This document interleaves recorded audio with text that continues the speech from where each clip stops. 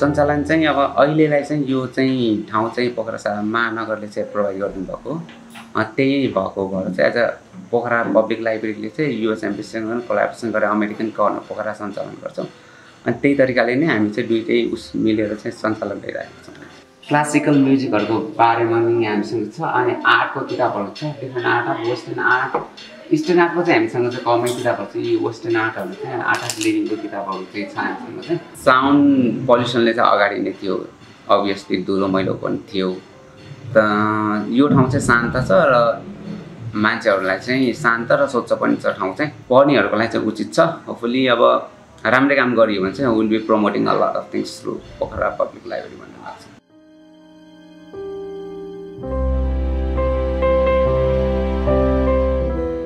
महेन्द्रपुलमा रहेको पोखरा महानगरपालिकाको बिल्डिङमा एउटा 18 बाई 30 फिटको एउटा सानो कोठामा पब्लिक लाइब्रेरी थियो।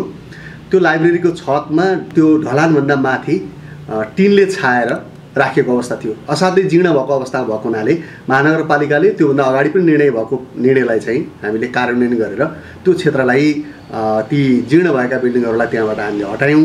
त्यस पछाडि त्यो लाइब्रेरीलाई हामीले 3000 स्क्वायर फिट भएको महेन्द्रपुलको लाइब्रेरी एकदमै धेरै भिडभाड भएको ठाउँमा थियो। अहिले जहाँबाट सिफ्ट गरिएको छ त्यहाँ अहिले एउटा शान्त ठाउँमा पहिला भएको लाइब्रेरीभन्दा करिब 10 गुणा ठुलो क्षेत्रफलमा अहिले लाइब्रेरी स्थापित गरेका छौँ।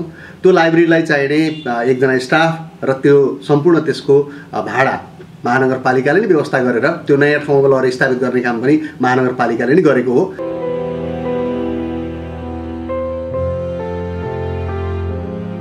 लाइब्रेरीमा मोस्टली लाइब्रेरी छ हामीसँग। लाइब्रेरी चाहिँ ई लर्निङहरू चाहिँ गर्न सक्नुहुन्छ। बुक्सहरू अभियसली भइहाल्छ। डिफ्रेन्ट रिसोर्सेसहरू छ हामीसँग चाहिँ। बुक्स चाहिँ डिफ्रेन्ट भेराइटीको छ सो यु क्यान भिजिटर्स अनि हामीलाई त्यो हुन्छ प्रोग्रामहरू चाहिँ गर्छ एज अ मान्छेहरूको इन्ट्रेस्ट अनुसार चाहिँ एज अ पाठकहरूले। अहिले चाहिँ हाम्रो चाहिँ यो सरकारले चाहिँ केही गर्ला भन्ने चाहिँ आश छ। सो फुल्ली राम्रै गर्नुहुन्छ होला। र यस पछाडि हामीले पृथ्वी चोकमा पोखरा भवन बनाउँदैछौँ जुन निकै ठुलो र अन्तर्राष्ट्रिय स्तरको बन्ने छ। त्यसको भुइँ तलामा इन्फर्मेसन सेन्टर हुन्छ, त्यसको बीच तलामा लाइब्रेरी हुन्छ, त्योभन्दा माथिल्लो तलामा आर्ट ग्यालरी हुन्छ र त्योभन्दा माथि घण्टाघर हुन्छ। यसरी हामीले एउटा सुविधा सम्पन्न लाइब्रेरी बनाउने तरिकाले अगाडि बढिरहेको बेलामा एउटा जीर्ण भएको भवनबाट सार्ने काम पनि हामीले गरेको हो र यसलाई अहिले 7 महिनापछि आएर यो चाहिँ पब्लिक कन्जम्सनका लागि यसका बारेमा धेरै चर्चा परिचर्चा नेगेटिभ कुरा गरिनु त्यति सान्दर्भिक हो भन्ने मलाई लाग्दैन।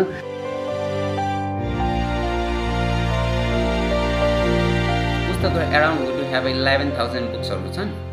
त्यहीमा चाहिँ एराउन्ड चाहिँ नेपाली बुक्सहरू चाहिँ हाम्रो 8,000 र उमा चाहिँ 3,000 इङ्ग्लिस किताबहरू चाहिँ 3,000। हरेक वर्ष चाहिँ 400-500 किताबहरू चाहिँ थप्छ। पपुलर कल्चरमा चल्ने किताबहरू त छ अभियसली किनकि त्यही चिजलाई नै एट्र्याक्ट गर्छ अब युथहरूलाई चाहिँ। नेपालीमा चाहिँ त नोभलहरू नै खोज्नुहुन्छ। इङ्ग्लिसमा चाहिँ सेल्फ हेल्प र नोभलहरू चाहिँ राम्रै मात्रामा चल्छ। 35 to 40 मान्छेहरू चाहिँ रेगुलर भिजिट गर्नुहुन्छ। प्रमोसन र अरू चिजहरूले चाहिँ हामीले एट्र्याक्ट गर्न सक्यौँ चाहिँ फुल्ली राम्रै ग्रोथ हुन्छ। अहिले चाहिँ प्रमोसनका प्रयासहरू के भइरहेको छ? प्रमोसन एज अ सोसल मिडियाहरू चाहिँ हामीले प्रमोसन गर्छ। डिफ्रेन्ट प्रोग्रामहरू थ्रु पनि मान्छेहरूलाई चाहिँ ल्याउन कोसिस गरिरहेका छौँ हामीले चाहिँ। पुस्तकालय पढ्नेहरूका लागि मात्रै हो कि आम मानिसका लागि? आम मानिसको लागि जस्तो लाग्छ। एज अ पढ्नको लागि मात्र होइन कि लाइब्रेरी चाहिँ डिफ्रेन्ट अरू कामको लागि पनि प्रयोग हुन्छ। मल्टिपर्पज हुनु पऱ्यो कि लाइब्रेरी अनि अरू चिजहरूको लागि पनि प्रयोग गर्नुपर्ने हुन्छ। देशभरि लाइब्रेरी बनाउने एउटा अभियान सञ्चालन गर्ने मान्छे, हात-हातमा पुस्तक घर घरमा लाइब्रेरी भनेर अगाडि बढाउने मान्छे।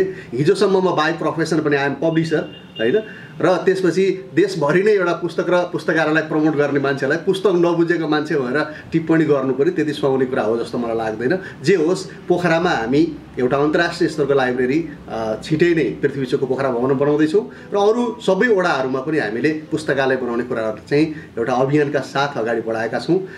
यो महेन्द्रपुलको पुस्तकालय भएको ठाउँमा झन्डा पार्क बनाएकोदेखि लिएर धेरै नेगेटिभ कुराहरू जुन भएका छन् यसका भ्रममा नपर्नका लागि म अनुरोध गर्न चाहन्छु।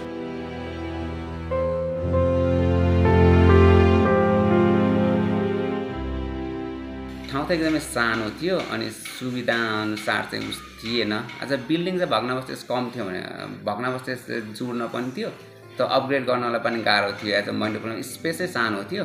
सो त्यो तरिकाले चाहिँ हो सर्टेन उसमा चाहिँ अब चाहिँ हामी यहाँ आइसकेपछि चाहिँ हामी यहाँ व्यवस्थापन चाहिँ पानी चुहिने समस्या पनि थियो।